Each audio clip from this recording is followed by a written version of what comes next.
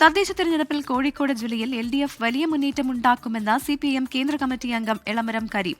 കോർപ്പറേഷനിൽ വിജയ തുടർച്ച ഉറപ്പെന്നും എളമരം കരീം പറഞ്ഞു. അഭിഭാഷക കൂട്ടായ്മയായ പുരോഗമന അഭിഭാഷക വേദി സംഘടിപ്പിച്ച പരിപാടിയിൽ സംസാരിക്കുകയായിരുന്നു എളമരം കരീം. കോർപ്പറേഷനിലേക്ക് മത്സരിക്കുന്ന 4 അഭിഭാഷകർ ഉൾപ്പെടെ ജില്ലയിലെ തദ്ദേശ സ്ഥാപനങ്ങളിലേക്ക് മത്സരിക്കുന്ന അഭിഭാഷകരും സുഹൃത്തുക്കളും സംഗമത്തിൽ പങ്കെടുത്തു. കോഴിക്കോട് കോർപ്പറേഷൻ കഴിഞ്ഞ അരനൂറ്റാണ്ട് കാലത്തോളം ഇടതുപക്ഷ ഭരണത്തിലാണ്. അപ്പോൾ കഴിഞ്ഞ 5 വർഷക്കാലത്തെ ഭരണം വലിയ നേട്ടങ്ങൾ ഉണ്ടാക്കിയിട്ടുണ്ട്. കഴിഞ്ഞ തെരഞ്ഞെടുപ്പിൽ വൻ വിജയമാണ് LDFനുണ്ടായത്. അത് തന്നെയാണ് ഇപ്പോഴും ആവർത്തിക്കാൻ പോകുന്നത്.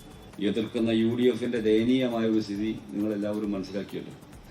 ഒരു സ്ഥാനാർത്ഥിയെ നിർത്തുമ്പോൾ മിനിമം പ്രാഥമികമായി ആൾക്ക് വോട്ടുണ്ടോ എന്ന് പരിശോധിച്ചിട്ട് സ്ഥാനാർത്ഥിയെ പ്രഖ്യാപിക്കലാണ് ചെയ്യേണ്ടത്. അതുപോലും ചെയ്യാതെ സർപ്രൈസ് കാൻഡിഡേറ്റ് എന്നൊക്കെ പറഞ്ഞ് അവതരിപ്പിച്ച ആൾക്ക് വോട്ടർ പട്ടികയിൽ പേരില്ല.